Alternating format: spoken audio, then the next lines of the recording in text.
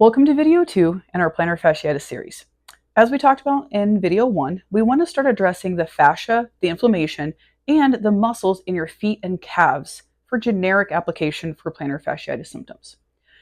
Now, if your symptoms have just started, applying a frozen water bottle, a little bit of ice within the first, 24 to 48 hours, very appropriate, or if you get a sudden and very acute flare-up. Now, in my opinion, personally, after that, really heat is going to be your best option, especially if it's a fascial issue. Now, if you need to ice to do a little symptom management, try to follow it up with heat after the first 48 hours because we want to make sure that that fascia is not locking up. If we look at the beautiful mechanics of your feet is pretty much just a puppet, right? And it's a puppet, a little marionette that is actually controlled by muscles and tendons and everything further up in the system. So applying a ton of individual icing and heat to that area heat is going to help calm down that fascia, right? But we need to look further up the chain. So that being the case, we're going to look at applications for releasing the fascia in the feet and calves, either using a percussion device, using a roller, and using a ball. Now, at the end of the day, it's really going to be what's best for you. I'm not a big proponent necessarily of saying there's only one way to do things because your body is different than somebody else's body. So I always say play around with this and see what feels best. But if you hit a plateau, try the other way. Kind of go back and forth. Foam rolling and percussion, I will handle individually in separate videos as well if you want to know more about what it is, why we apply it, what tools we use. We're keeping it very specific for the calves and the plantar fascia today. Now, I'm going to be demonstrating but not turning on my Theragun today because the vibration does not come across well on camera. So just know that when I use a Theragun, I'm using it on the highest setting so it's smoother, but I'm not digging into any tissue. Now, if we look at the feet itself, right? If there's a lot of compression in through this part of the foot because these muscles are too tight, then addressing this area will help, right, with the initial symptoms, but we want to hit further up the chain as well. Now, percussion is really good for hydration of tissue. Foam rolling is really good for neuromuscular awareness and for getting the muscle itself to let go. So I like using them in combination. Now, when it comes to your feet, you can use a lacrosse ball to roll your feet and you will get some relief from it, but it will not give you that deeper hydration that you would get from a percussion device of some kind. Now, I always start, if you have this, by just gently holding my feet and percussing anywhere along underneath this big toe into here. And anything I recommend, please do it to tolerance. You know your thresholds, and if something feels wrong or something doesn't feel like it or feels like it's too much, ease it back a little bit. I don't believe in too little application. If you can only handle 10 to 30 seconds, that's 10 to 30 seconds that you couldn't handle before. So just know that you want to scale up your application according to your tolerance level, and you can scale it back. There's going to be high days, there's going to be low days, and let's just accommodate for that as we're going along and have grace for it. So as I'm working, I'm going to just gently work this percussion device all in through here. I like the bigger dampeners, especially if you're really having a high acute symptom. If you're having a better day and want to kind of dig into more of that tissue gently, then you can use one of the smaller dampeners. Some of these come with more like a cone or almost like a thumb attachment. Totally okay as long as the body can tolerate it. So when we're looking at the calf itself, this is a very difficult thing to roll on these areas with a ball or a roller. Once again, I'm going to use my percussion device and I'm going to go through and get in whatever position I can be comfortable in. And I'm just going to work along this line here. So I'm not quite on the shin. I'm going to be on either side. And as I'm working on either side, what I like to do is to find that spot and then gently pump the foot.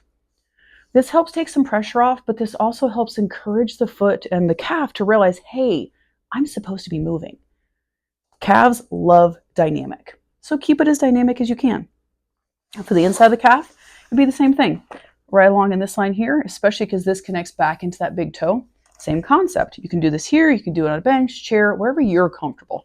And I'm going to find a spot, gently pulse it, find a spot, gently pulse it.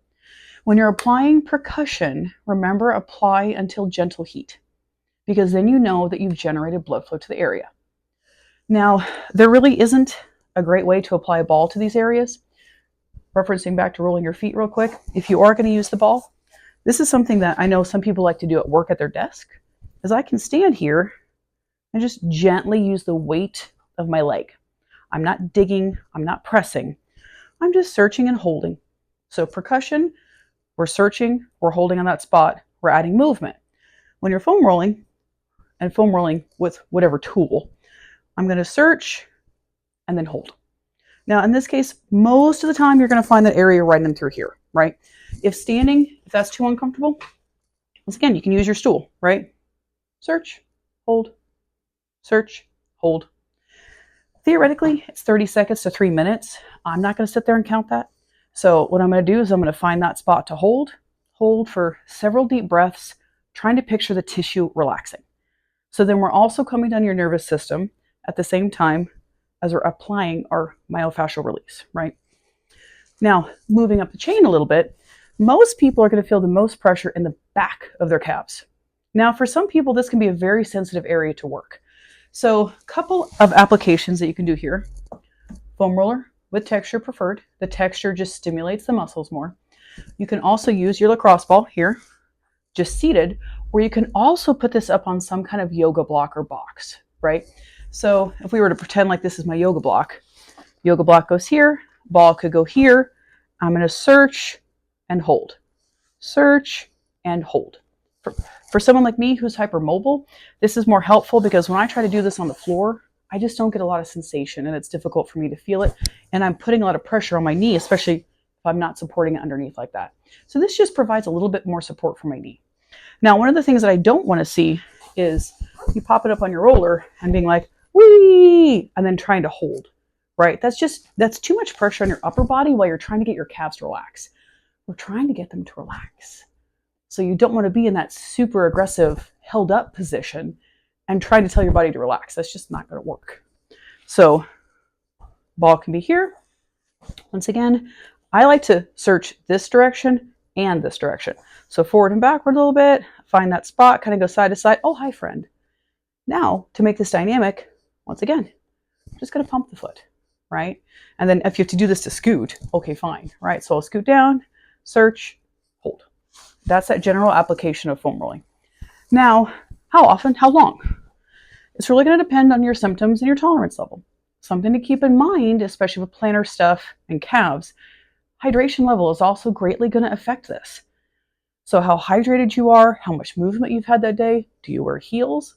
All of this is going to affect essentially the way the calf responds.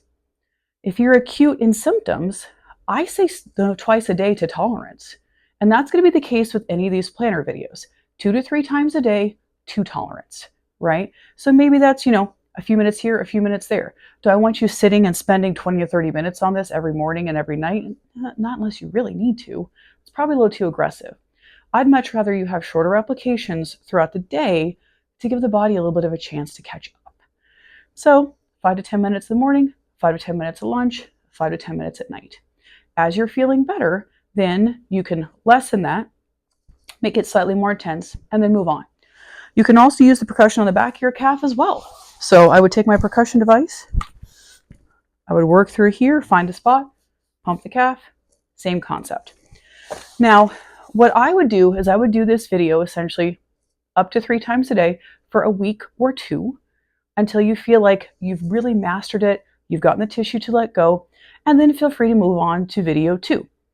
Once again, though, if you are a person that you're like, after 3 days, hey, this is feeling looser, I'm really feeling a difference, give yourself maybe a day or 2 to make sure you're not too sore, and then feel free to move on to the stretching and to the strengthening part of this series. Once again, if you guys ever have any questions, feel free to leave it in the comments. Also, feel free to leave in the comments if there's any other videos that you guys would like to see.